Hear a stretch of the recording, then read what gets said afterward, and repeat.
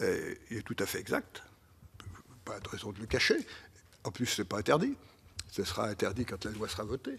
Pour l'instant, elle n'est pas votée. J'ai employé une de mes filles d'août 2012 à avril 2014 sur des points très particuliers, parce qu'à l'époque, je conduisais des dossiers localement très lourds en matière culturelle et très difficiles.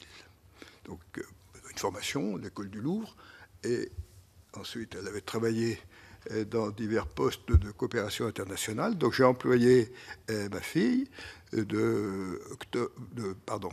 août 2012 à avril 2014. Elle était domiciliée en France. Je l'ai vérifié ce matin. Le contrat avait été corrigé avant août 2012 au bureau de l'AGAS. Je suis allé vérifier ce matin.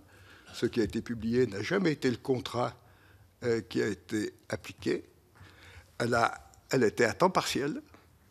Elle a assuré son travail dans un certain nombre de domaines culturels, de préservation du patrimoine, de coopération internationale où elle avait une expertise, en matière culturelle, de culture et numérique où elle avait une grande expertise, concerne également les musées. Et en avril 2014, on a considéré l'un et l'autre que les sujets sur lesquels elle avait une expertise, on les avait traités et on a mis fin au contrat. Ça s'est passé comme cela, et je tiens à la disposition du Sénat les travaux qu'elle m'a donnés et qu'elle a faits. Donc, si le président du Sénat les veut, il les aura sans problème.